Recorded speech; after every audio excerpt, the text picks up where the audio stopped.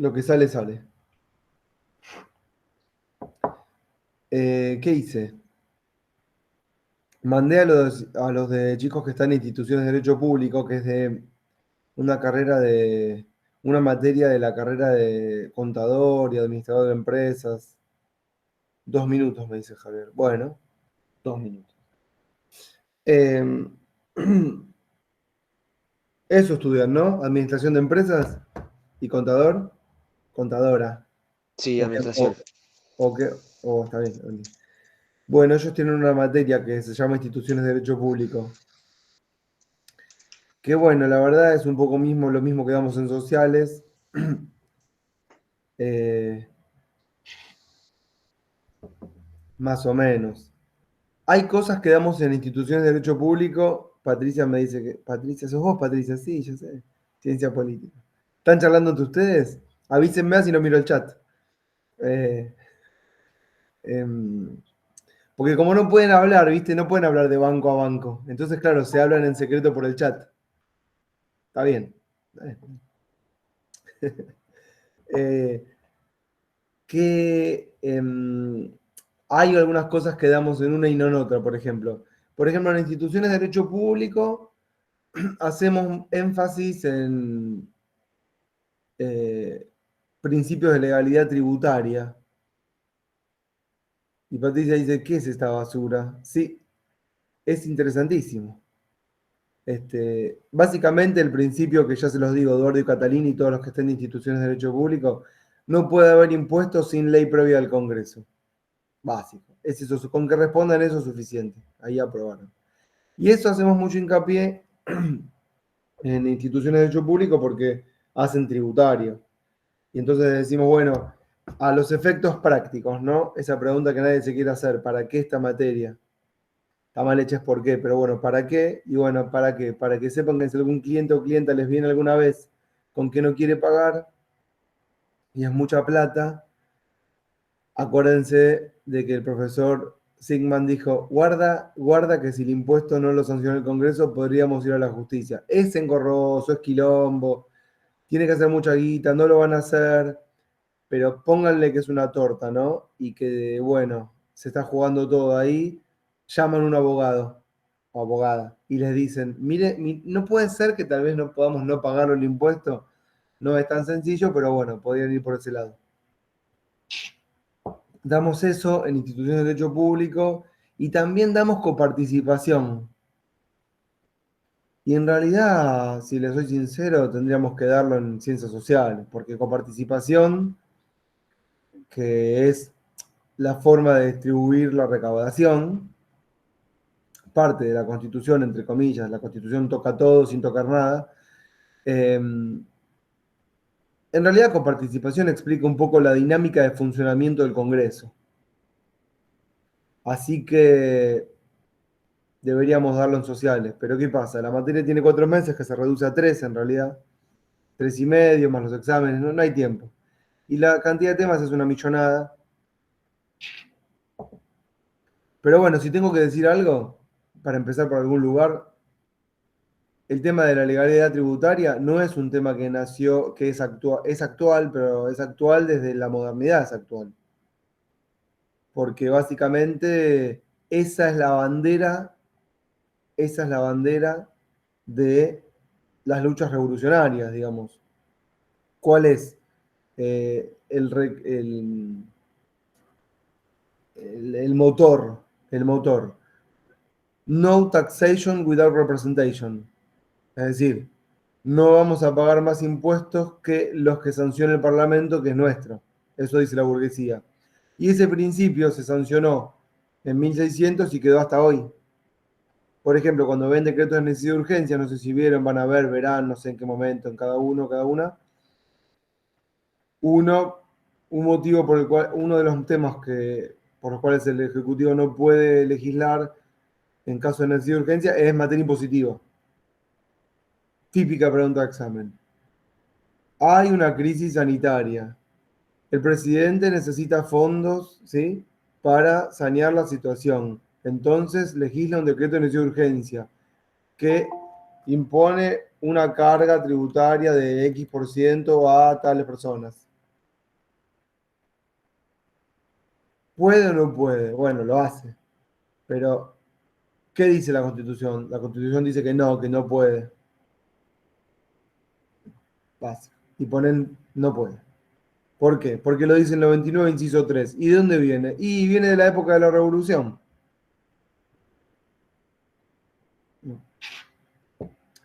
Bueno, claramente este no era el tema. Una cosa me va llevando a la otra sin ningún tipo de lógica. Pero lo que les decía es que los que están llegando pongan la cámara por enésima vez.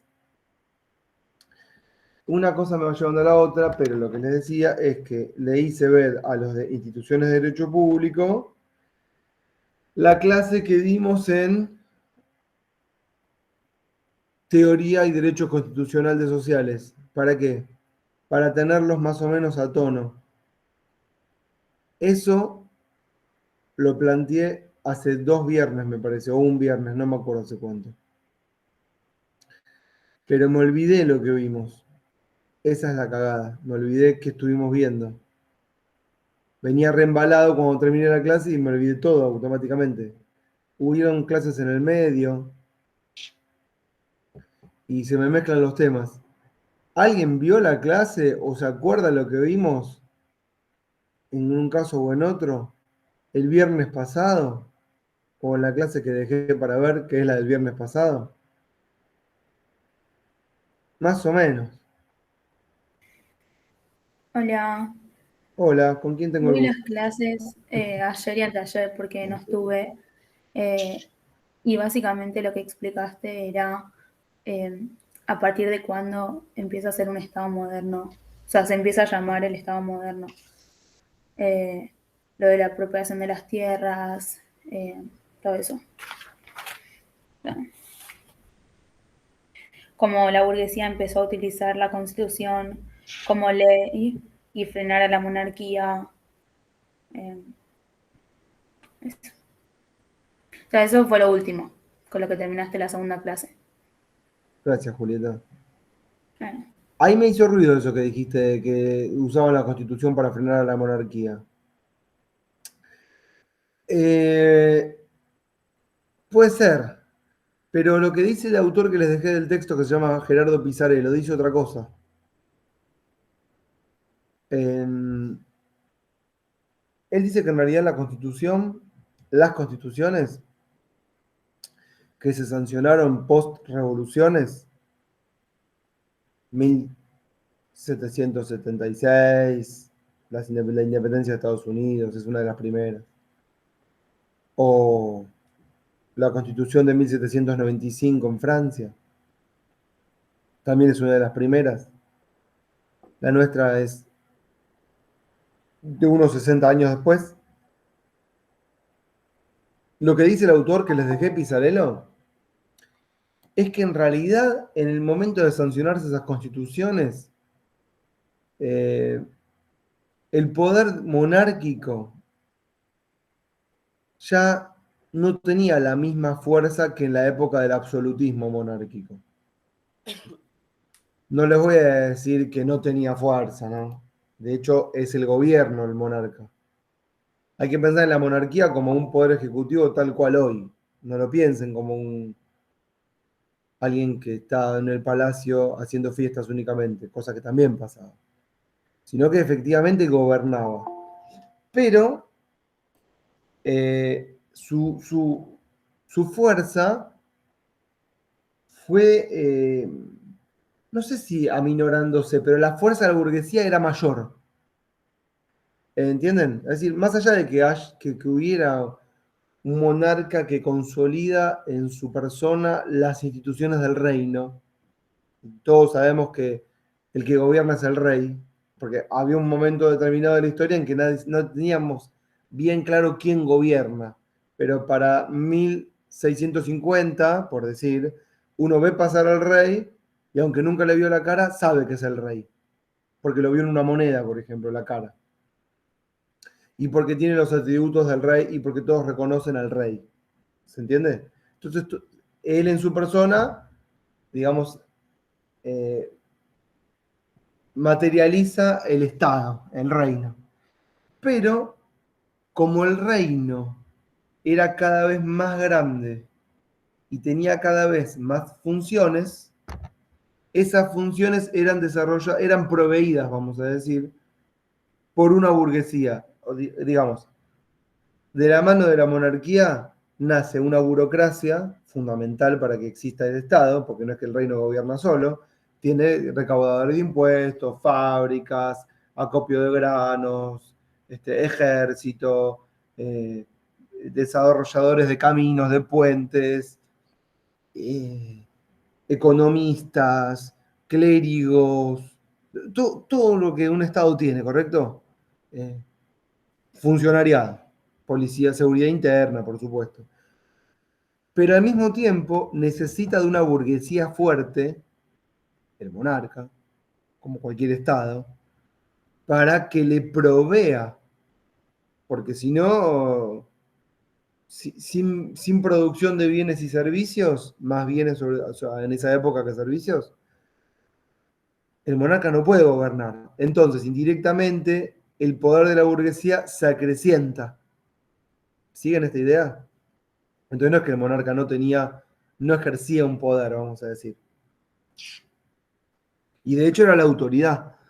Pero esa autoridad empieza a verse desafiada por aquellos que se sienten en su alma y en la materialidad, por supuesto, en el quehacer de todos los días, con mayores elementos de fuerza. Controlan el dinero, la burguesía, controlan la producción, controlan a sus vasallos o a sus esclavos o a sus operarios. Y en ese sentido tienen ascendencia en los ejércitos que no son siempre profesionales del rey y que tienen que echar mano el rey a ejércitos proveídos por la propia burguesía. Estamos hablando de caudillismo, ¿no? Una burguesía que es dueña de fábricas, tierras, esclavos, y que va tocando en las diferentes instituciones intermedias. Conozco al padre, al cura. Sí, Patricia. Una consulta. Cuando vos hablas de esclavos, no estamos hablando ya de cuando salen a conquistar y reclutan esclavos y los traen de África y de América. Estamos mucho antes a eso. Estamos hablando de esclavos internos de cada estado o de cada... Todavía no había formación de estado, pero de cada región. No, estamos hablando de esos esclavos que dijiste al principio. O sea, claro, no. Son esclavos traídos de afuera. Comerciados de África, de América. Bueno, de América poco porque quedó poco, básicamente de África. En América fue un genocidio. Llegaron acá y en 50 años liquidaron todo, no quedó nada. Nada no. ¿Estamos entonces en siglo XVIII? Estamos en el 1650, ¿En 1700. 1750 ya había comercio de esclavos? Fortuna, Ah, bueno. claro. Era una de las industrias más importantes del mundo. Porque cuando se hizo ese acuerdo que no me acuerdo ahora el nombre, perdón, pero se repartieron toda África, viste que hubo un famoso acuerdo que se repartieron toda África. Pero Ahí eso es previo a la Primera Guerra Mundial. Eso es previo a la Primera Guerra Mundial, ese acuerdo. Que hacen la línea horizontal y línea vertical, los trenes. Sí, pero todo eso ya el mundo estaba por estallar, digamos. Estaba todo repartido, todo recontraexplotado. Era el fin de los imperios, digamos. Ya era mucho más compleja la situación. No, hay comercio de esclavos desde siempre. A ver, esclavos hubo siempre hasta ahora que tienen otro nombre. No servidumbre, pero casi esclava. Vamos a decir la verdad. durante el feudalismo entonces había esclavos. Por supuesto. Desde que se conquista América y África, y van esclavos de lado a otro, son mano de obra barata que es fundamental para el desarrollo de la industria después del comercio. Hay operarios, hay súbditos, hay esclavos, hay toda una especie de linaje. Bueno, ¿Por qué estoy diciendo todo esto? Por el comentario que hizo Julieta. Bien, Julieta. ¿Por qué? Porque ella dijo no, porque no me olvidé dónde voy. Porque aparte no tenía tema, entonces con el de Julieta me salió uno. Ella dijo que no, que las constituciones eran contra la monarquía. Básicamente eso es lo que van a leer en cualquier manual, digamos que las constituciones son contra el poder de la monarquía, pero todo esto lo estamos sopesando vamos a decir, lo estamos relativizando. Porque no era tan fuerte el poder, era fuerte el poder de la monarquía, como estamos diciendo, pero si hay una monarquía fuerte es que hay una burguesía fuerte. ¿Se entiende, no? Entonces estábamos diciendo por qué la burguesía fuerte, porque provee a un Estado poderoso. El Estado es una distinción que hacemos analítica. No es que hay un Estado separado de la sociedad o un Estado separado del mercado. Son abstracciones analíticas que hacemos para poder, digamos, comprender el orden social, pero no hay un Estado y un mercado separados. No existe eso. Eso es en nuestras cabezas. No existe Estado versus mercado. Eso no existe. El mercado nace junto con el Estado y en realidad son instituciones que podemos sacarles el nombre de Estado y de mercado y decir que son organizaciones sociales cooperativistas, en donde por supuesto hay relaciones de fuerza a su interior, quienes gobiernan y quienes son gobernados, ¿no? Que funcionan en tanto en cuanto vivamos en sociedad. No existe, por ejemplo, un desarrollo de cualquier tipo de empresa que se les ocurra sin un Estado que se ocupe de las cosas que están atrás, que son fundamentales. Por ejemplo, la existencia, vamos a decir algo sencillito, un inodoro. ¿No? ¿Qué pasa cuando aprieto el botón? Las cloacas, ¿quién hace todo eso? O el poste de luz, o los desagües, o los caminos para llevar de un lugar a otro. ¿Y todo eso quién lo hace? Lo hace la sociedad organizada. Se pusieron nombres. Alguien dijo, yo soy el reino, recaudo impuestos para acrecentar el reino. Y necesito que alguien provea. Y organizamos empresas para proveer. Y hay una iniciativa individual y hay una idea colectiva, ¿no? Para vivir en un orden social. Entonces no es que nacen separados el Estado del mercado, eso a veces, ¿saben lo que les diría? Dificulta la comprensión, porque caemos en falsos debates. Sí. Puede ser que cuando, por ejemplo en Inglaterra, porque me acuerdo siempre de Inglaterra, no sé por qué, cuando Carlos pierde pidiéndole plata a la burguesía o a los que tienen más dinero para luchar en contra de los insurrectos, y ahí pierde a los parlamentarios. Puede ser que le estaba pidiendo ayuda a los parlamentarios, entonces ahí se hace como un corte, y a partir de ahí la burguesía empieza como a darse cuenta de la importancia, del rol preponderante que tiene, porque ya la monarquía no tiene fuerza por sí sola, y entonces tienen que empezar a forjar y a nivelar de alguna manera, o sea, negociar. Bueno, ustedes quieren comerciar, necesitan tener caminos, necesitan tener puertos para trasladar toda la mercancía, para que después se dé lo que se dio, la revolución industrial y todo eso. O sea, ahí tuvieron que empezar a manejar la correlación de fuerzas en cuanto a las necesidades. La burguesía empezó a pujar para que les dieran cosas a cambio de lo que la monarquía quería, y de esa manera se estableció, por decirlo de alguna forma, una nueva constitución, una constitución que ayude un poco a uno y un poco a otro, que nivele de alguna forma. No sé cómo explicarlo, pero... Todo bien salvo lo último. Todo bien salvo lo último de una constitución que nivele, eso no. Pero el resto está bien. Pero es que en realidad la constitución trata de establecer... Ahora voy. Déjame que siga. Para que todos estén contentos, pero en realidad... No, déjame que siga. Entonces, para responder a Julieta, la idea está, Patricia, pero no lo de la Constitución. Entonces, cuando se producen estas tensiones entre una burguesía poderosa y un monarca también poderoso, claro, la idea es, no, la Constitución va a ser un límite al ejercicio absoluto del poder monárquico, ¿correcto? Pero en realidad, esa es una idea. Lo que constituía el mayor temor para las clases dirigentes, vamos a llamarlo así, y en ese concepto, clases dirigentes, está tanto el monarca como la gran burguesía. Esa es la clase dirigente, ¿correcto? El temor de esa clase dirigente son los sectores populares de abajo. Esos son los que amenazan nuestros privilegios. Entonces, siempre hay tensiones arriba, pero ¿dónde terminan esas tensiones? En el temor hacia los de abajo.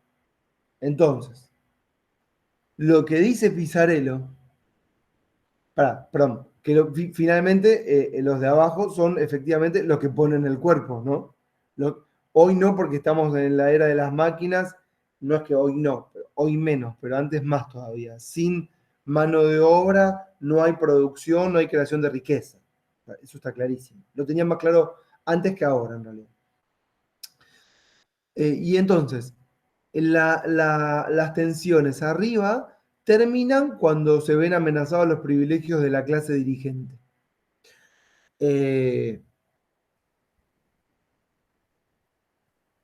Voy a decir una cosa y vuelvo para atrás, para terminar de contestarle a Julieta. Entonces, la Constitución, según la visión de Pisarello, que en algún punto podemos compartir, es no la de un freno a la monarquía, sino un freno a los avances de las peticiones de las mayorías populares.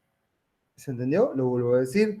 Las constituciones serían un freno no a la monarquía, sino a las mayorías que desde abajo presionan porque haya verdaderos cambios en los privilegios y la distribución de la riqueza. ¿Y qué pasa con Cromwell cuando hace lo del instrumento? Pará, ya voy. Vos apuntate todo, está bien, todas las preguntas son buenas. Lo que pasa es que si te las contesto, ¿sabes qué va a pasar? Me disperso mucho más de lo que yo soy bastante disperso y con las preguntas que me haces me voy a dispersar más todavía. Y me pierdo totalmente. Empiezo a hablar de Cromwell y nos vamos a la mierda. Pará, tenela ahí en un asterisco. Tenela ahí que si yo no lo digo, vos me lo mencionás.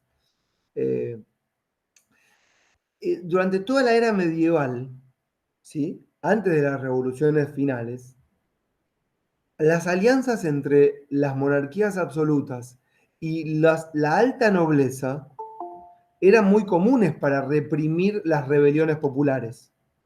Lo repito de vuelta, ¿se entendió? O sea, hay una rebelión popular. El duque de Borgoña, perdón, ¿alguien me dijo algo?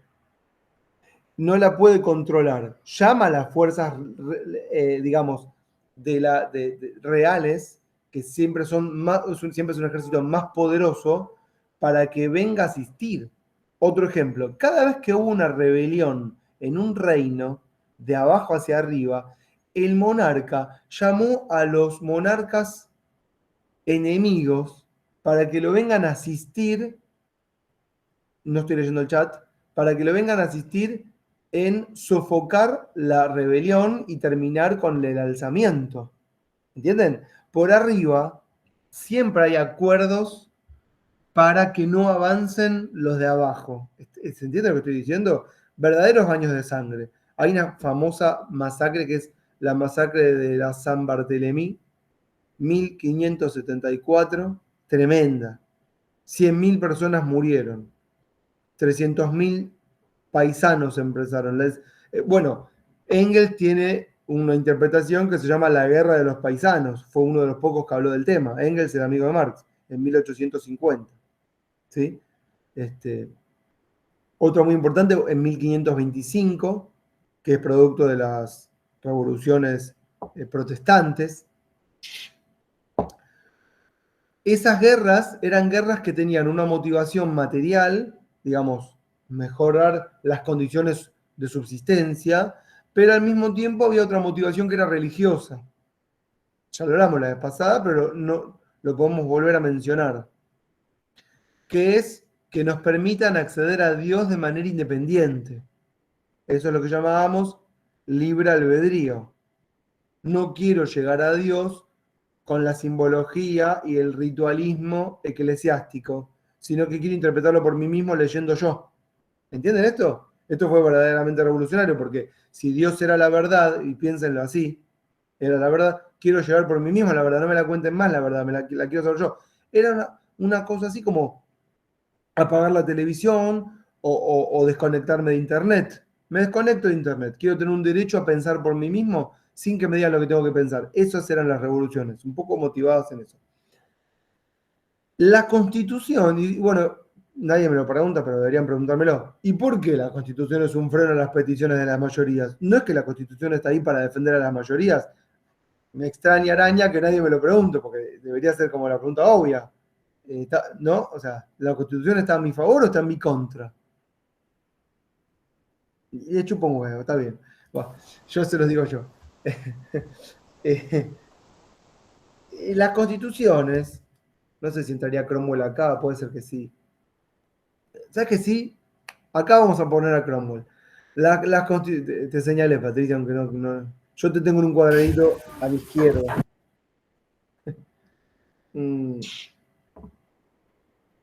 Las constituciones no eran constituciones, escuchen esto, democráticas. No eran constituciones democráticas.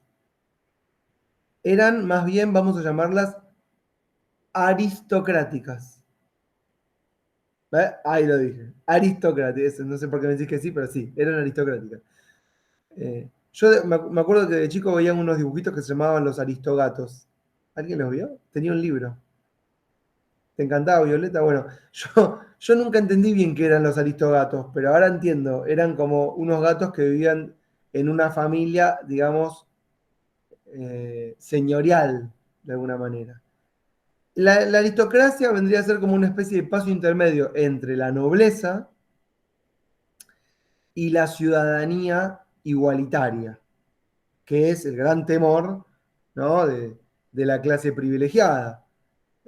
No somos todos iguales. Hay gente, hay negros, vamos a llamarlo así vulgarmente y que se entienda, y hay gente bien.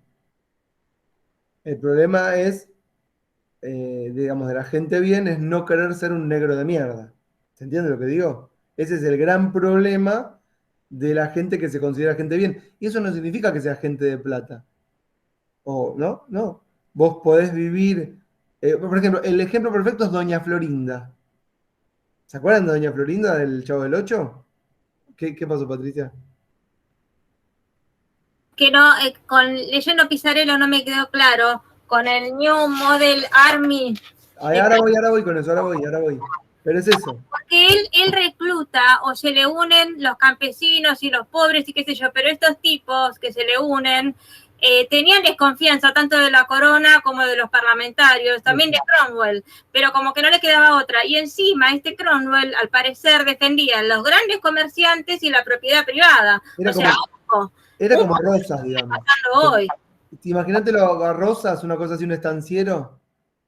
A una cosa así era, un ganadero. Entonces, sí, estaba en Doña Florinda. ¿Vieron el personaje de Doña Florinda? Ella vive adentro de la vecindad, pero ella no se junta con Don Ramón. ¿No es cierto? Porque ella es... Y no hace falta que sea adinerada para sentirse no negra de mierda. Esa tensión existe siempre, ¿no? Bueno, entonces decía, la aristocracia son la alta burguesía.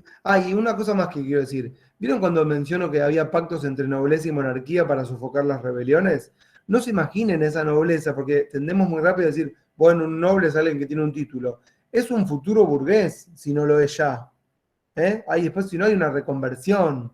O sea, ¿qué es el noble? También tiene tierra, tiene fábrica, es prestamista. Los nobles eran más prestamistas que otra cosa, en realidad. Siempre hicieron la plata con la plata sin producir nada, eran más bien parasitarios, pero bueno, había de todo. Y Y lo podemos ubicar todo eso, esas cúpulas de arriba, como clase dirigencial. ¿Sí? Un gran señor, un tipo que gobierna un ejército, un esclavo, una fábrica, zaraza.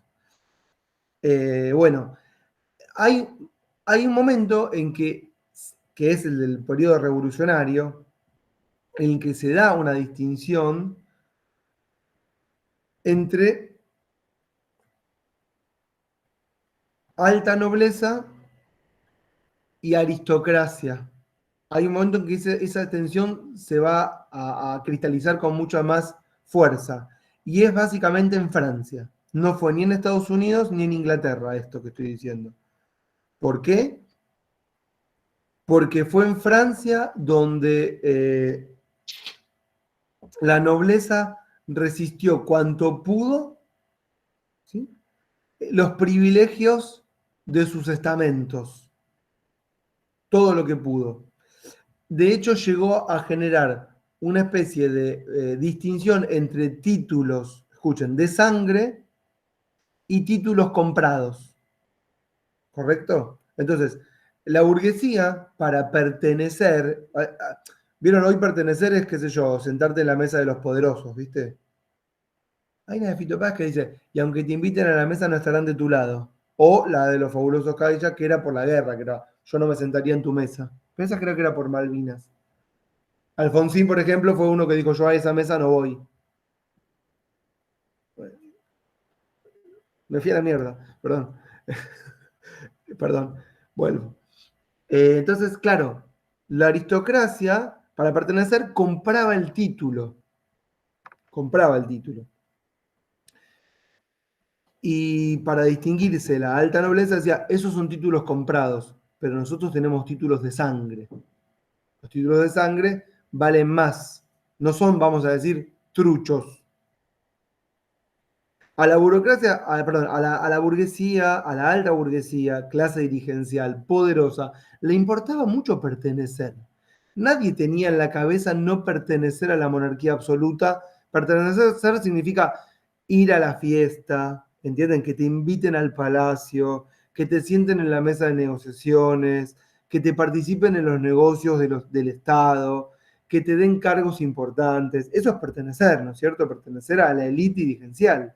Entonces, una forma de pertenecer y una forma de barrera era el título. Y después la distinción entre el título comprado y el título no comprado.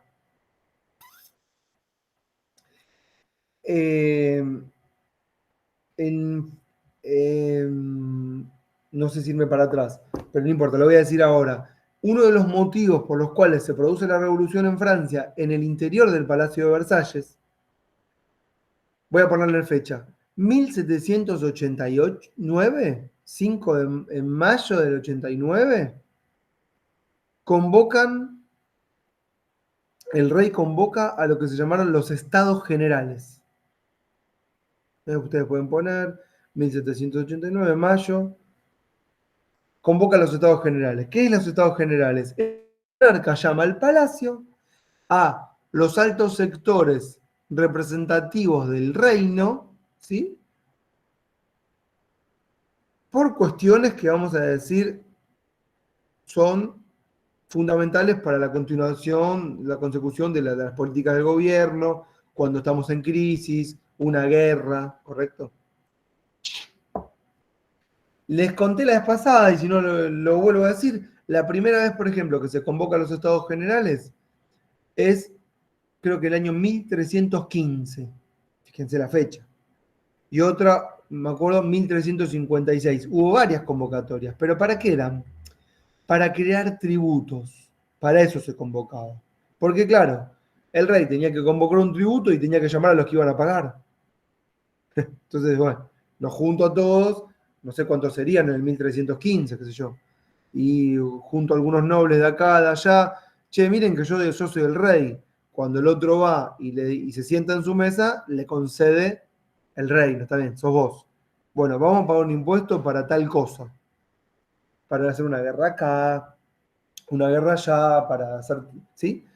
Y les había contado la vez pasada, como bien dijo Julieta en la clase, que esa era una forma de crear tributos que son fundamentales para sostener un Estado, que el Estado, vamos a decir, acá somos todos, en la organización social cooperativa. La última convocatoria de los Estados Generales había sido en 1600 y pico, 1614, creo, ¿sí? Y nunca más se convocó a esa institución. Y convoca al rey Luis XVI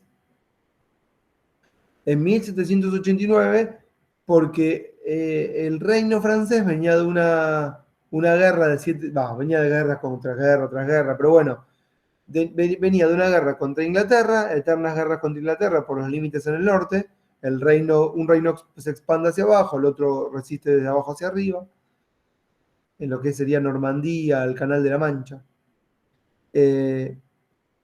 Y además, Francia había ayudado a Estados Unidos, el reino francés ayuda a Estados Unidos en las guerras de independencia, un poco contradictorio con lo que sería la idea que tiene que sostener el reino francés, que es la de los privilegios, y ahí justamente debería haberse aliado a Inglaterra más que Estados Unidos. Pero bueno, esto hace que el rey otorgue meta muchos bonos, vamos a decir, mucho más de lo que le da el presupuesto, ¿no? ¿Vieron cómo ya nos pasó? Nos pasa seguido acá, ya entendemos de qué se trata. Y claro, ¿por qué entra en crisis? Porque no puede, no le alcanza a pegar la vuelta con los tributos que recauda, en una lógica perversa que era, la nobleza presta a cambio de interés y el rey, para bancar esos préstamos de interés, le cobra tributos ¿a quién? A la burguesía. Y ese es el gran conflicto, el medular, les diría, por el cual estalla todo. Eso pónganselo en una nota. ¿Por qué estalla todo en Francia? Y porque la burguesía pagaba impuestos, la nobleza no pagaba impuestos, ¿sí? La nobleza prestaba dinero al rey a cambio de interés y el que pagaba los costos era la burguesía. Más o menos es como pasa ahora. La clase dirigencial se hace negocios, digamos, en nombre del Estado, que clava bonos. Las empresas privadas se endeudan en dólares a propósito, ¿sí? Emiten una empresa bonos y después lo que llamamos el Estado, unos ahí matufiando, se hacen cargo de las deudas y como dice Tomás, bueno, yo no quiero decir te endeudan a 100 años, pero este es el jueguito de que, como hizo Cavallo en la estatización de la deuda en 1982, para que el país siga adelante, bueno, no podemos tener las empresas endeudadas porque si hay con empresas endeudadas no hay creación de riqueza, y sin creación de riqueza no hay derrame, en una teoría ficticia, ¿no? Y en realidad lo que había ahí era una pantalla para hacer un negocio financiero. Bueno, no importa. Era otro contexto. Pero el rey convoca entonces, les decía, en 1789 a los Estados Generales. ¿Por qué? Porque no sabe cómo digamos, se le fue de las manos, les diría, el manejo de la tensión entre la nobleza y la burguesía, que ya venían chisporroteando, ¿entienden? Que ya el tema de los títulos, ya alguna burguesía, ¿vieron cuando se empieza a levantar la voz de, che, el título me chupa un huevo? ¿Entienden? Esa es la peor derrota, porque es como decir, Dios me chupa un huevo, es lo mismo. ¿Qué significa decir eso? Significa no creo. Y no creer es, anótenselo si quieren también, es importante, la pérdida de la legitimidad. Eso es muy importante. Si vos no crees que mis armas de gobierno son estas, estoy en el horno. Si no creemos en el valor del dólar, cae Estados Unidos, ¿no? Lo que tiene detrás son tanques y bases militares distribuidas en todo el globo. Pero esa es el final. El muro de contención es creer en el dólar, que le ponen in God we trust, pero no es in God, es en ellos creemos, en la economía americana, no sé, en que ellos son los custodios de la verdad y la razón. En ese momento, el monarca es el que, ya no está más el Papa, está, pero bueno, ya las tierras de la iglesia fueron todas expropiadas, reapropiadas, redistribuidas, revendidas, ¿no es cierto? Eso ya había generado muchas tensiones entre los sectores populares que también querían tierra, desplazamientos, hay muchos problemas a la vez, estoy mezclando todo. Y bueno, les decía, el rey no sabía cómo manejar la tensión entre una burguesía que provee al monarca, pero además le paga impuestos al monarca. El modelo económico para las instituciones de derecho público, ¿por qué no también para los sociales?, era el del mercantilismo, que es la etapa previa, de alguna manera, si quieren, a lo que sería el capitalismo. No creer es la pérdida de legitimidad. No sé qué están diciendo. Pero está hablando de la legitimidad y recolgué con eso. Vuelvo al tema de la legitimidad antes de volver a esto. Claro, por ejemplo, la legitimidad es el elemento a través del cual se establece la relación de poder, pero por consenso y no por la fuerza. Por ejemplo, si yo le digo a alguien que haga algo y lo amenazo o lo violento en esa acción, en esa orden, lo hace sin libertad, que significa intención, discernimiento, lo hace sin voluntad. Por ejemplo, yo amenazo a alguien con un cuchillo y le digo, bueno, dame tus zapatillas, ¿no? Entonces me las da, pero me las da sin voluntad, que significa que no hay intención, ni libertad, ni discernimiento. Es un derecho. Ahora, si yo le digo, dame tus zapatillas porque es lo que el Señor dijo que hay que hacer. Y entonces el otro me da las zapatillas y me las da porque dijo, porque es lo que dijo el Señor, es lo que hay que hacer. Mi fuente de legitimidad es la verdad. Bueno, no te pongas mal, Patricia. Mi fuente de legitimidad es la verdad divina. Así lo estableció el Señor. Entonces, esa fuente de legitimidad es mucho más poderosa que la de la fuerza. ¿Entienden? Todo acto de gobierno, no importa, el gran gobierno o un pequeño gobierno, una relación individual de dos. Todo acto de gobierno que se funde en una fuente de legitimidad superior a la de la fuerza, tiene más posibilidades de continuar en el tiempo. Y eso lo decía Maquiavelo, por ejemplo, ¿no? Patricia dice sí, pero para los que no saben, Maquiavelo dice, vos podés gobernar por la fuerza, pero te va a durar un cierto tiempo. ¿Hasta cuándo? Hasta que aparezca otra fuerza más importante. Entonces ya no vamos a temer más a tu fuerza. Ahora, le dice Maquiavelo al rey. No, eso lo dice en otro libro que se llama Discurso sobre la primera década de Tito Livio. Dice Maquiavelo, ¿cuáles son los mejores hombres? Los mejores hombres son aquellos capaces de crear religiones, dice Maquiavelo. Es decir, si vos podés crear un dios, por ejemplo, el dinero sería uno, si vos podés crear un dios y le pusieron In God We Trust, la gente va a temerle a ese dios y tu gobierno va a ser más poderoso en ese sentido. Esperen que me están tocando la puerta. ¿Me aguardan un chiquitín? Espérenme.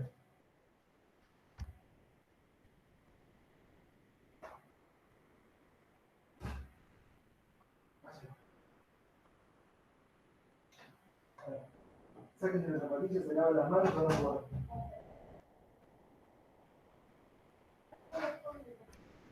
Perdón, esto es por tener hijos, con amigos, un quilombo. Eli, ¿me cerrás la puerta de acá? Dale, va. Sácate el barbijo también.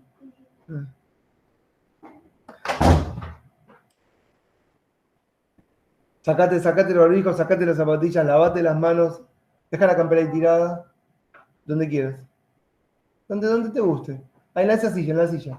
Allá en la silla. Ahí, eso. No, perdón. Ahí va. 8 años, es difícil.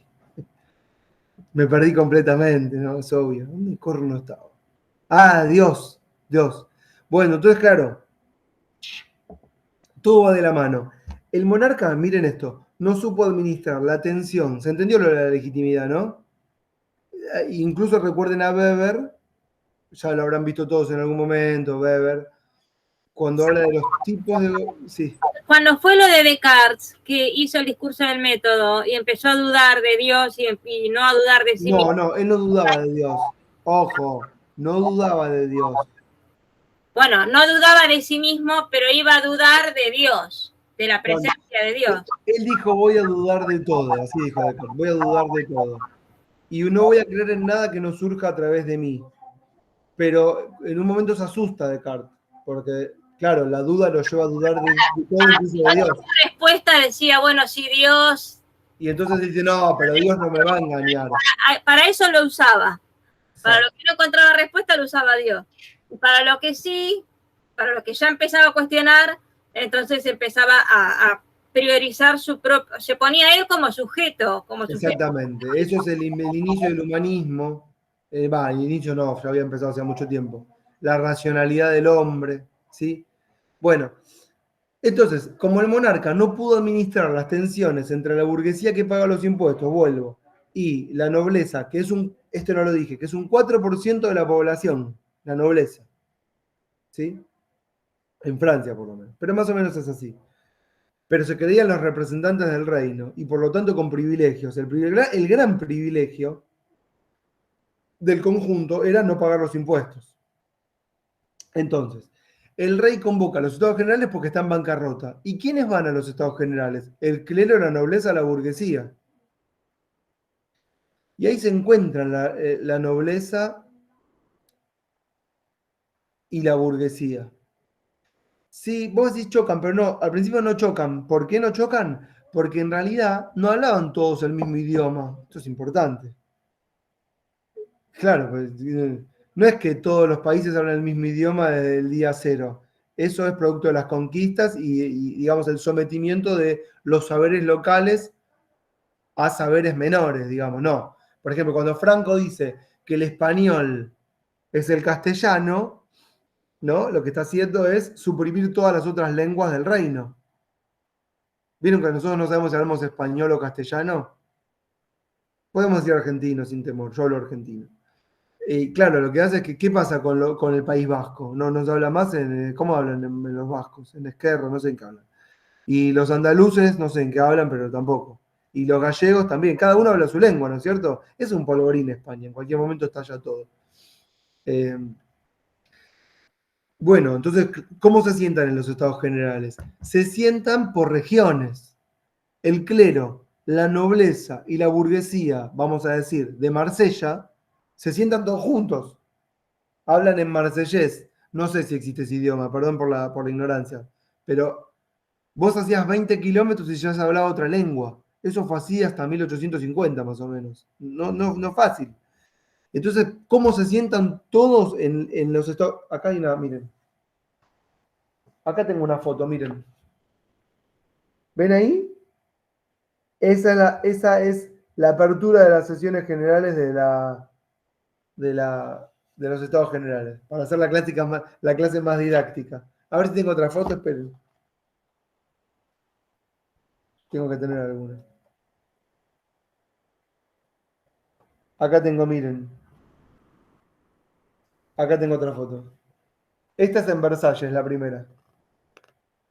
Esa, ¿eh? Ahí. Y esta es en París. Se mudan a París. En la mitad de la revolución se tienen que ir de Versalles a París. Lo de irse a Versalles había sido una estrategia del rey. No se los voy a contar ahora porque no tiene sentido. Pero ¿qué pasa? El rey no solo había pifiado en el tema de las tensiones antes de los estados generales, sino que pifia en los estados generales. ¿Por qué? Porque atiende al clero y a la nobleza y menosprecia a la burguesía. Todo esto adentro del palacio. Esto lo estoy sacando de un libro que se llama, lo leo aunque no se entienda, Por la voluntad del pueblo. Abajo dice cómo los diputados de 1789 se convirtieron o devinieron en revolucionarios. Eso dice ahí. ¿Sí? ¿Y qué hace el autor?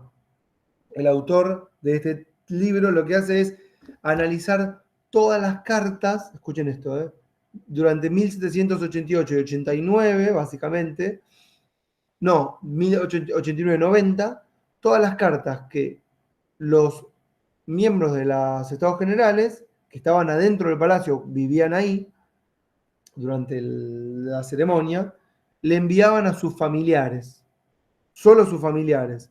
Nada que escribieran en un diario, porque vieron cuando escriben en un diario uno miente, ¿no? Porque te van a leer otros.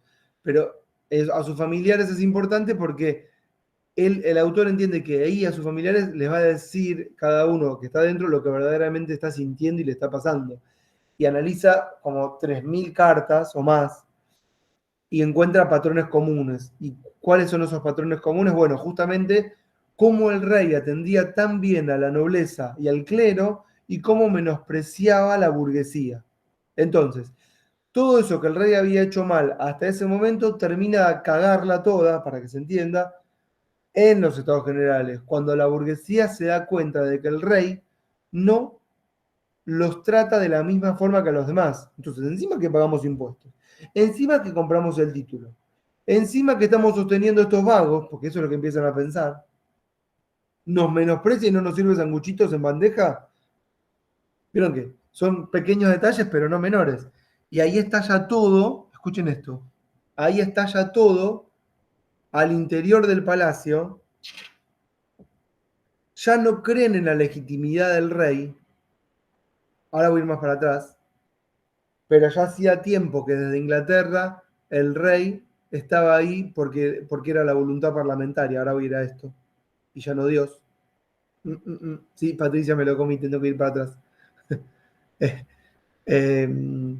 Y deciden los burgueses, ¿sí?, del Parlamento, de la Asamblea de los Estados Generales, irse de los Estados Generales. Hay un motivo muy puntual que no estoy explicando, que es la forma en que se iba a votar. Lo voy a decir ahora, ya que estamos. Lo que hace, digamos, romper con los Estados Generales es que el rey quería, el funcionamiento de los Estados Generales era un voto para cada uno de los estamentos. Entonces, cada decisión que se presentaba como moción tenía que ser votada por cada uno de los 3 estamentos, clero, nobleza y burguesía. Entonces, claro, los intereses de la nobleza y el clero se contraponían a los intereses de la burguesía, y las votaciones salían 2-1. Pero al mismo tiempo, la burguesía doblegaba en número a el clero y a la nobleza juntos. Es decir, entre el clero y nobleza, entre los representantes, no eran más de 1.200. Y la burguesía eran más de 1.300. ¿Entienden? Imagínense igual que quilombo, ¿no? Atender a tanta gente en un palacio. La cantidad de mozos, ¿no?, que habría. Y sirvientas lavando trapos, ¿no? Bueno, entonces, el 20 de junio 2006 de 1789, un mes antes casi de lo que es la famosa toma de la Bastilla, que tal vez conocen de nombre, así, de 14 de julio, en una sala que se llama la sala del jugo de la manzana, porque justo ahí se jugaba un juego que era la sala del jeu de pomme, se llama, hacen un juramento los burgueses. Ese juramento es el mito fundador de la asamblea parlamentaria, que va a ser el nuevo órgano de gobierno de la futura nación, que están haciendo en ese momento y están rompiendo con la nobleza. El día en que nace el Parlamento es en un juramento que hacen al interior del Palacio de, voy a estar en París, ¿sí?, al interior de la Asamblea General, e invitan a los otros estamentos a participar de la nueva asamblea. ¿Y qué se decide? Se decide que en esa nueva asamblea los votos van a ser no por estamento, sino por persona, haciendo énfasis entonces en el componente de la igualdad. No estamos diciendo que todos somos el pueblo iguales, no, pero que por lo menos los que están ahí son todos iguales. No hay más clero, nobleza y burguesía en el Parlamento. ¿Entienden esto que estoy diciendo? Y esto es muy importante porque esa pérdida de legitimidad que el monarca había empezado a sentir en su propio cuerpo cuando ya deja, escuchen esto, pregunta de examen, miren, que nunca la vamos a hacer. Cuando el monarca empieza a ver, digamos, lesionada la legitimidad en el ejercicio del poder. Y yo se la respondo, no se preocupen, podría ser un multiple choice que no vamos a hacer. La respuesta correcta es, entre tantas, podría ser, por ejemplo, todas estas son verdaderas. ¿Vieron que ponen una opción de mierda? Ninguna de las anteriores son verdaderas. Algunas son verdaderas. ¿Qué preguntas de mierda? No, una respuesta podría ser, bueno, cuando dejamos de creer que el monarca es el representante de Dios en la tierra. Esa sería uno de los momentos en los que está perdiendo su legitimidad. Porque primero eran los papas. El papa le decía al monarca, te concedo esta tierra, ¿vieron? Pero que eso, yo soy judío y eso me lo explicaron 800 veces. ¿Por qué Israel es nuestro? Vamos a decir así, hablando mal y pronto. Porque nos lo prometió Dios. ¿Hay consigna, digamos, más falaz? No. Pero en tanto creamos, es válida. No, ¿y por qué? Porque Dios nos lo dijo. ¿Cuándo? No sé, se lo dijo un día a uno que se llamaba Abraham, después se lo dijo uno que se llamaba Isaac, a otro Jacob, y dale que va, la tierra es nuestra, ¿y qué había ahí? No importa lo que había ahí. Hay que hacer un genocidio, sacar todo, es tierra prometida. Es fundamental. Bueno, lo mismo hacía el Papa, lo mismo. El Papa tenía conexión directa con Dios, ¿no? Hablaba como Bianchi cuando era en Boca, ¿vieron? Que decía, tengo el celular de, no sé, de quién tenía y qué pasaba, que ganaba los partidos. Entonces el Papa tenía conexión directa, el único que tenía conexión a internet era el Papa. Entonces como conectaba con Dios, Dios le decía, dale esta tierra, menganito. Era una especie de cónclave de alianzas, estrategias, toma y daca. Pero en un momento, cuando el papado pierde su poder, ya lo vimos la vez pasada con el tema de Gutenberg, ¿no? Lo vimos, ¿no? La alfabetización y qué sé yo, el monarca, digamos, ante el vacío de legitimidad, se autoproclama representante de Dios directo. También de la mano del protestantismo, escúchame. Ahora no es más con los rituales de la iglesia, ahora cada uno conecta como quiere. Y después viene la directa asociación que queda materializada en la frase de Luis XIV, el Estado soy yo.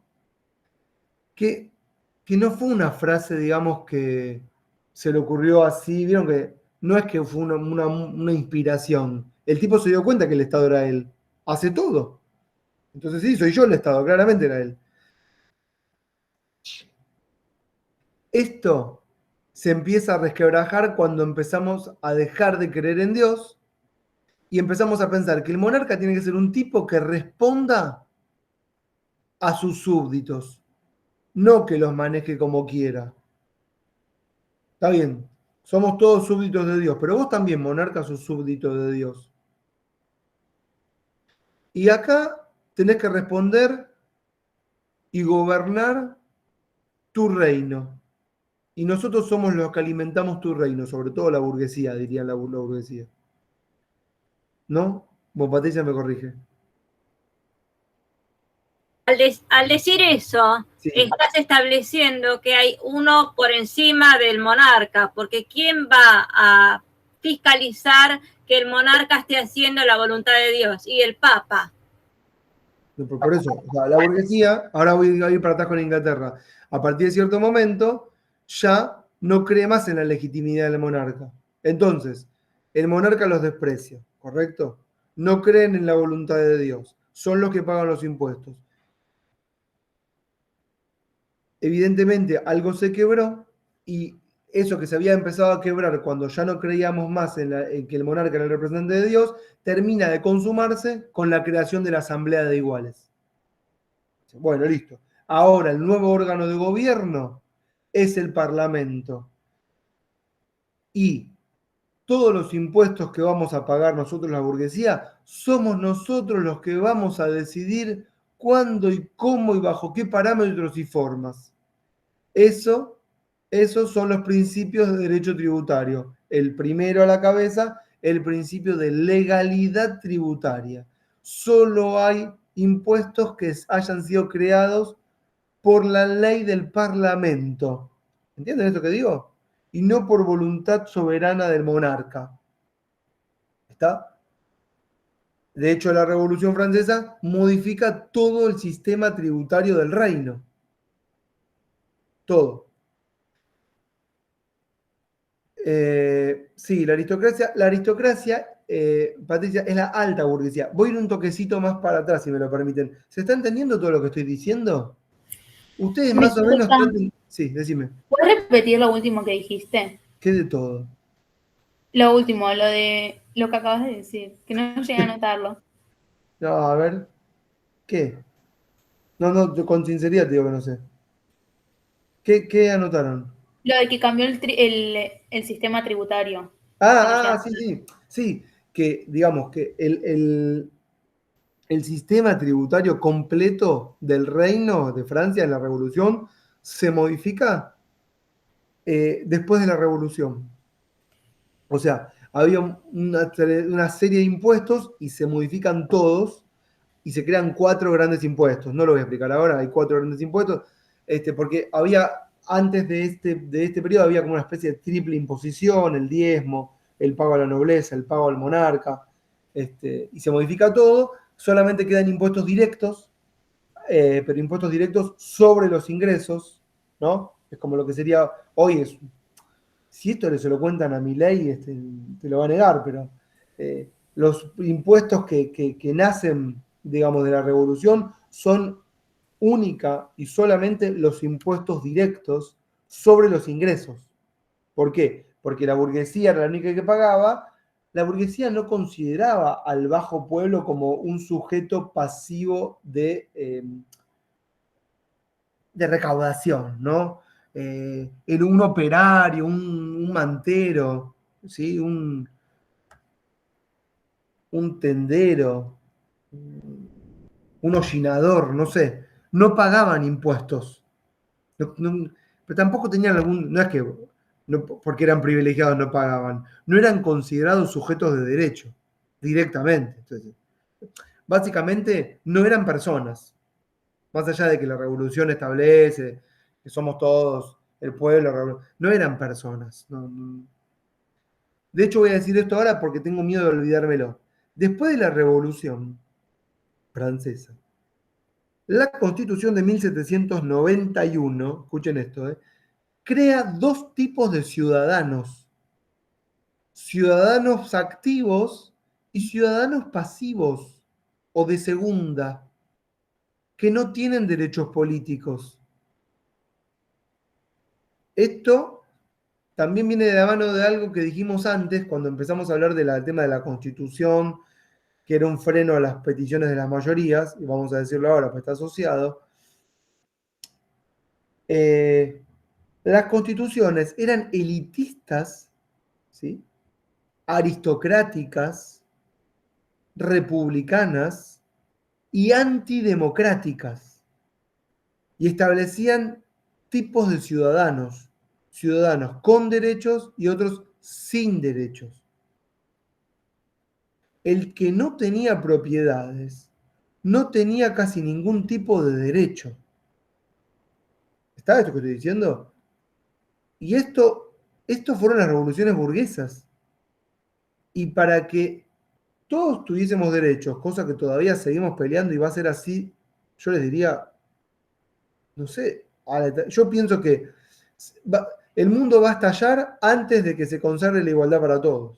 Es más difícil que se determine el capitalismo, les diría, que, que, que destruyamos el planeta. O sea, vamos a destruir el planeta antes de que el capitalismo se extinga. ¿Entienden lo que digo? Porque es así.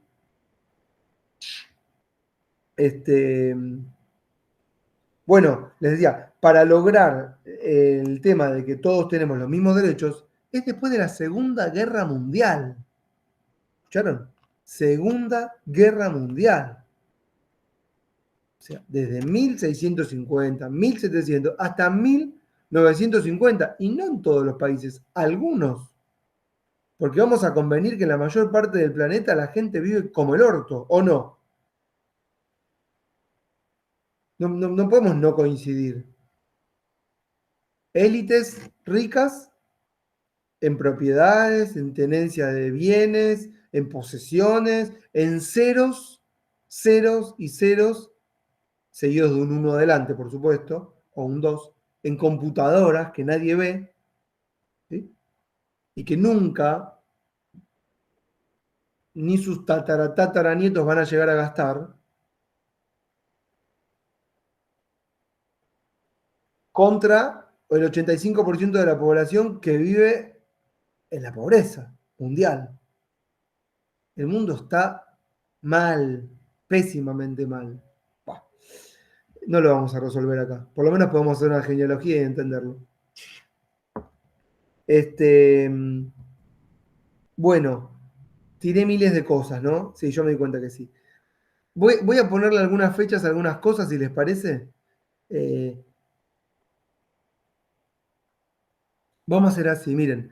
Hasta el 1650, el mundo, pónganselo en una grilla si quieren, más o menos, más o menos. El mundo era medieval, ¿sí?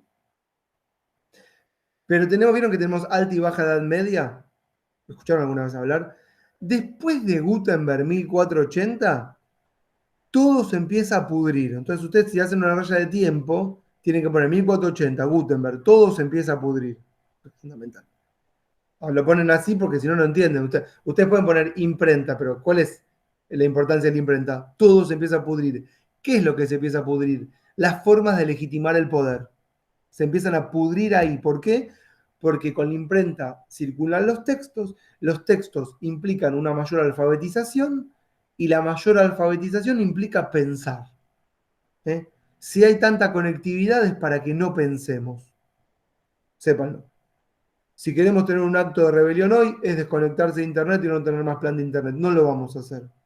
Yo me creía muy valiente cuando hace 10 años saqué el cable. Y la verdad que no fue un acto de valentía. Un acto de valentía sería hoy no tener Internet. Díganlo, la verdad. ¿Y quién no tendría Internet? Si no fuera por esta virtualidad, podría vivir sin internet mientras tenga mis libros en mi biblioteca. Qué valiente, Paul. Bueno, Paul, Bueno, te banco. si tengo algo para leer, puedo entretenerme. Si no tengo Escúchame, nada para leer, si vos te sacás Internet y no vas a tener cómo avisarme, me llamás, yo te dejo mi teléfono y me avisás. Y te hago un monumento. El monumento a Paul, el primero que se desconectó de Internet. Como una bueno, como especie vamos a llamarlo, derecho a la desconexión, que hoy no, pero en algún momento va a ser un tema de charla, ¿no? El derecho a la desconexión. Bueno, entonces digo, 1480. 1515, Lutero, Revolución Luterana. Decís, ¿qué es la Revolución Luterana? Y ahí ponen. Libre albedrío, ponen. Conectar directo con Dios, ¿sí? Sin el ritual simbólico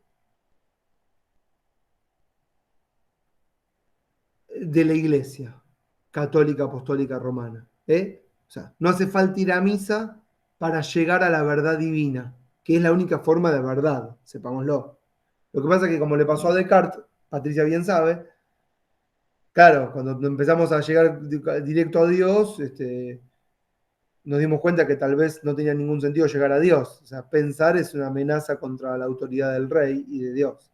Bueno, de acá, desde 1515 hasta 1650, por decir, se aceleran, escuchen, se aceleran la alfabetización, no se imaginen la gran alfabetización, pero una incipiente e importante alfabetización sí, que hace que algunos se empiecen a sentir más poderosos de lo que se sentían cuando lo eran.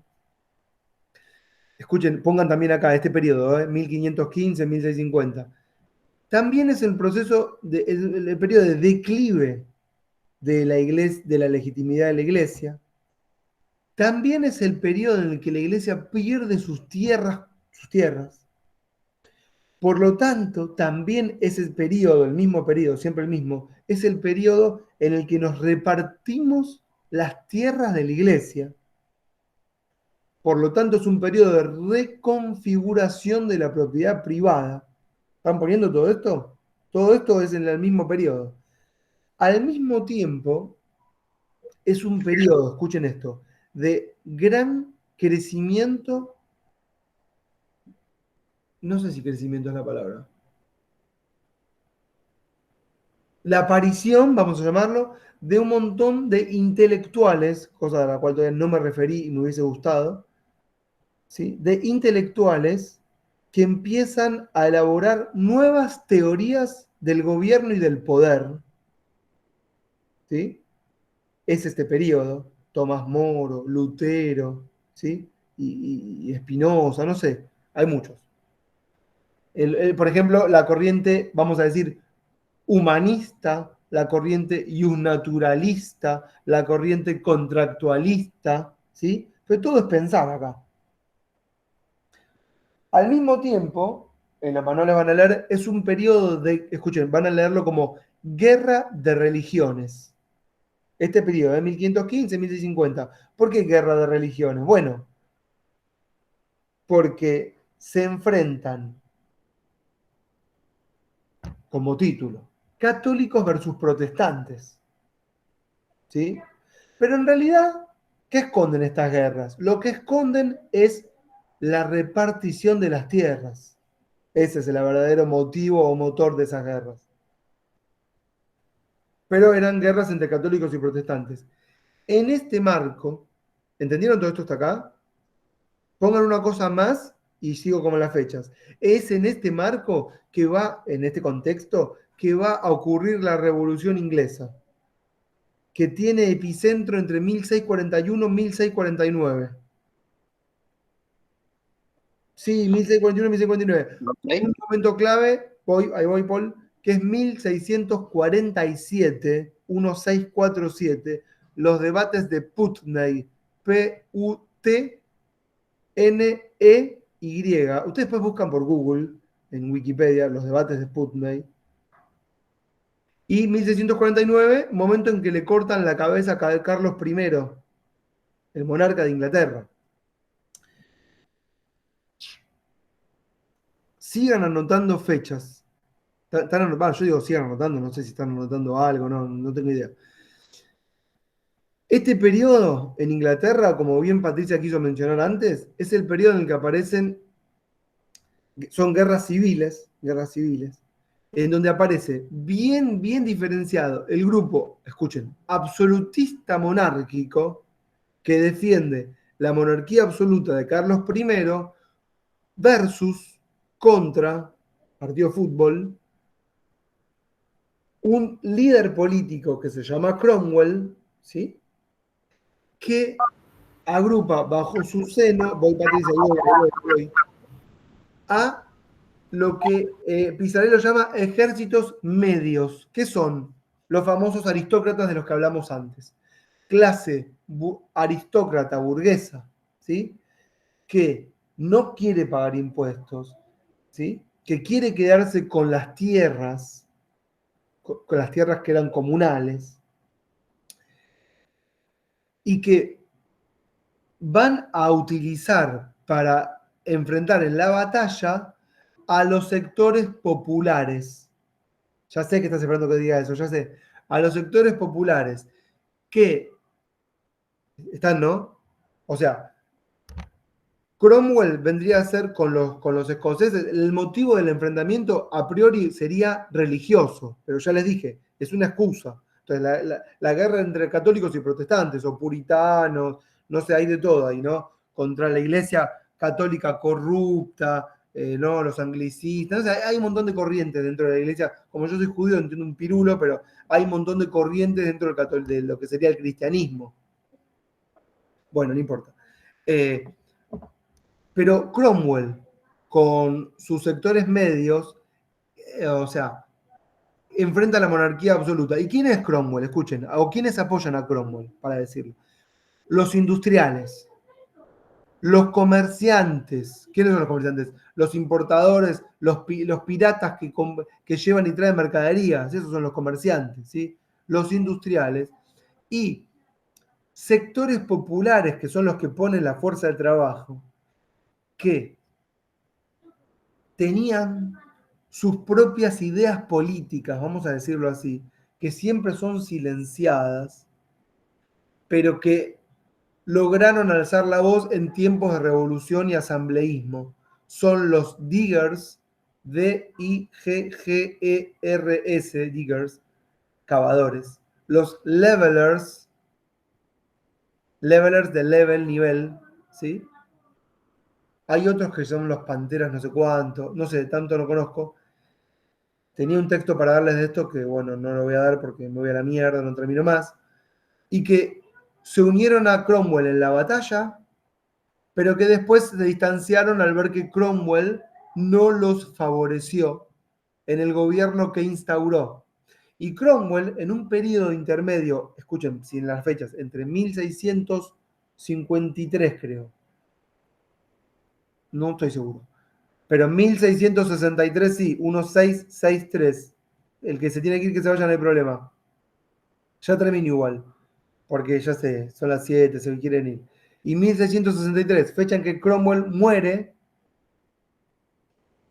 En Inglaterra hay una especie de monarquía, no monarquía, de gobierno republicano aristocrático. Y acá me gustaría definir, porque se habla mucho de república en hoy, me gustaría definir qué sería república en ese momento para que entiendan la ascendencia a hoy.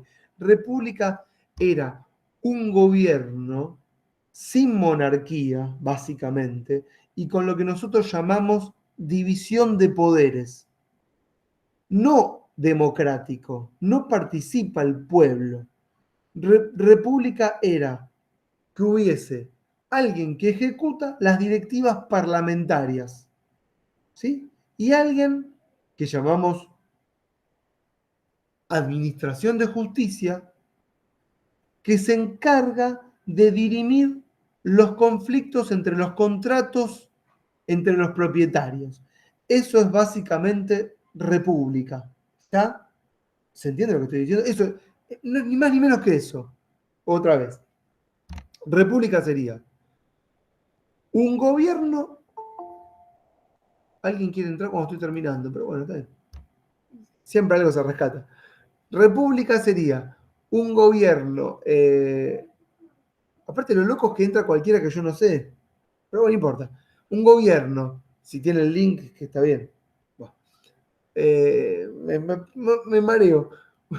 Un gobierno sin monarquía o sin monarquía o con una monarquía que está bajo las reglas del Parlamento, ¿sí? Y que sería, la monarquía sería como el poder ejecutivo, pero no que responda a Dios, que responde al Parlamento. Y por eso, y ese Parlamento es el que se encarga de legislar. Entonces ahí es cuando hablamos de división funcional del poder. Un Parlamento que legisla, básicamente crea impuestos, y un Ejecutivo que administra, que bueno, efectivamente la monarquía, porque no puede hacer lo otro, pero que lo hace bajo las órdenes parlamentarias. Y un poder judicial que puede estar a cargo del poder ejecutivo o no, básicamente es una administración de justicia que tiene por misión fundamental dirimir los conflictos entre contratos de propietarios. Lo digo así bien clarito porque uno piensa poder judicial independiente, que está ahí para dirimir los conflictos de todos. Las pindongas, no hay un todos en ese momento. La mayoría tenían esclavos y el tema era, si yo te vendo un esclavo a un precio y vos no me lo pagaste al precio que quedamos, ¿cómo solucionamos este conflicto? ¿Nos vamos las manos? No. Creemos en la administración de justicia. ¿Entienden? Entonces, la justicia era zanjar básicamente, fallar o repartir en los conflictos entre propietarios por contratos de bienes, intercambios. Nadie pensaba que podía haber un juez de familia para asistir a alguien que no tiene recursos y el Estado le tiene que dar. Eso no existe. Eso era república en ese momento. Democracia siempre fue una mala palabra hasta después de la Segunda Guerra Mundial, momento en que empieza a cambiar la concepción sobre lo que nosotros pensamos de democracia. Nadie habló de democracia hasta después de la Segunda Guerra, no existía. Profesor, Sí. ¿qué pasó con el principal portavoz de los Levelers, el John Lee Burr? que No sé qué, o sea, qué pasó, no sé. Sé que dijo muchas cosas. porque él hablaba incluso Cromwell no, Cromwell, el yerno de Cromwell, no me sale,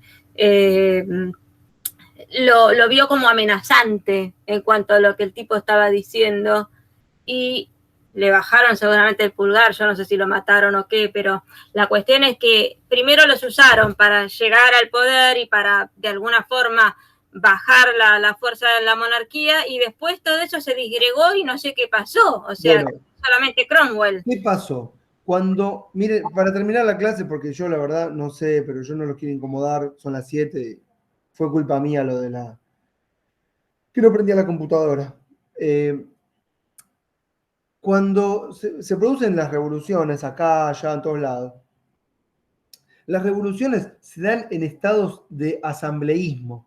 ¿Qué es estado de asambleísmo? ¿Vieron cuando salimos toda la calle y hay como una especie de inercia de si nos juntamos, vamos, protestamos? Y en un estado de asambleísmo se descontrola todo, ¿no? Ustedes saben, se descontrola todo, cualquiera alza la voz, cualquiera lo digo en el mejor de los sentidos, todos tienen algún reclamo que hacer y quienes lideran los procesos revolucionarios encuentran el movimentismo desde abajo una amenaza a los privilegios de aquellos que ganaron la contienda. Entonces, los que ganan no quieren que continúe el asambleísmo y necesitan de alguna manera ponerle un freno a la revolución. Esto pasó en todos los conflictos. Esto pasó acá, por ejemplo, el famoso lema de la independencia que es el principio del orden y el fin de la revolución, así llamamos a la independencia argentina, porque no podíamos estar lo que llamamos las montoneras en el interior, que venían a pelear por esto, aquello, esto se terminó, Porredón manda a reprimir a todos, no debería tener una avenida tan importante. Eso, al margen, yo estoy en Capital, no sé dónde está cada uno. Pero viene ahí Porredón, es toda en la zona Paqueta, ¿por qué tiene esa avenida? Bueno, me distraigo. Lo mismo pasó, por ejemplo, en Inglaterra, ¿no? Que todos estos movimientos fueron todos sofocados, todos sus intelectuales, bueno, no sé en qué terminaron. Lo mismo pasó en Francia, pero en Francia se le fue de las manos porque los jacobinos, que es un movimiento que no vamos a ver ahora, pudieron continuar radicalizando, pero quisieron frenarlo. Y encontraron entonces todos estos movimientos. Escuchen esto para terminar, para cerrar. En la Constitución, ¿sí? Y en el Poder Judicial, escuchen esto que estoy diciendo, la clave para frenar cualquier tipo de avance. Dijeron, la Constitución, dijeron los poderosos, es el gobierno del pueblo, pero por pueblo ellos se creían los representantes y el resto no participaba. Y cuando el verdadero pueblo intentó modificar las instituciones que habían consagrado las revoluciones burguesas, fue la defensa del propio texto lo que impidió las modificaciones. Y cuando alguien intentó ir contra el texto constitucional para sancionar uno nuevo, desde el poder le dijeron, vos no podés modificar el texto del pueblo, porque el pueblo se lo dio para defenderse de vos. ¿Entienden lo que digo? Entonces entramos como una especie de encerrona. Y la palabra última del interpretar la Constitución siempre la tuvo y la tiene el Poder Judicial. Y cuando el Poder Judicial tiene que interpretar la Constitución, la interpretan en favor de los poderosos. ¿Siguen esta lógica? Entonces, ahí encontraron la llave para cerrar todo tipo de avance o modificación que altere la estructura de poder de la clase dirigencial. Yo digo a propósito clase dirigencial, porque ahí yo no sé qué entra. Aristocracia, nobleza, burguesía, no sé, contratista del Estado, como quieran verlo, me da lo mismo. Y bueno, creo que por hoy está bien. Ya está, me parece que es suficiente. Profesor. Yo les pido disculpas que empezamos tarde. Pará, ya está, para terminar. para terminar, las fechas, ¿vieron que les marqué fechas?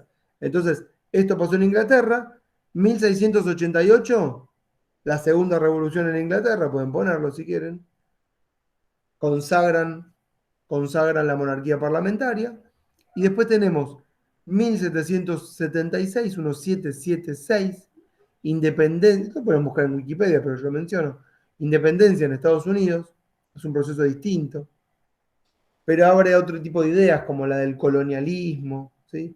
La palabra independencia, por ejemplo, no hay en Inglaterra o en Francia una calle que se llame Independencia, ¿no? Y nosotros tenemos un día de la independencia, ¿no? Como los americanos. ¿Por qué? Porque las colonias se independizan de las casas matrices, a donde se giran las remesas, el oro, los dólares, ¿vieron?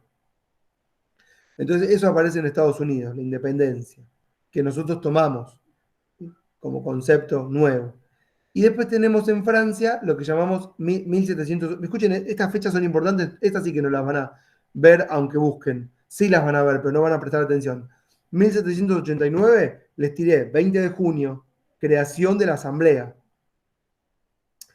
14 de julio, la toma de la Bastilla, que era una cárcel que es incendiada y los presos políticos de la monarquía absoluta son liberados. Entonces, eso es un símbolo, digamos, de la derrota de la monarquía, ¿sí? Y de que el pueblo se alza en armas. Miren esta fecha que les voy a tirar ahora. 4 de agosto de 1789. Se consagra el fin de la nobleza y de los privilegios. Es el día que se proclama que todos somos iguales. ¿Y por qué? No a instancias de la burguesía, a instancias del pueblo que andaba quemando todo. Y decían que se mueran todos y quemaban castillos y tomaban y robaban las pertenencias y las posesiones de los ricos y hacían barricadas en las calles y la gente estaba muy atemorizada, la gente bien, en Recoleta estaba muy atemorizada y les sacaron esta famosa declaración del 4 de agosto de 1789 del fin de los privilegios. Y en Francia tenemos un periodo que ya no vamos a ver en esta clase porque nunca hay tiempo.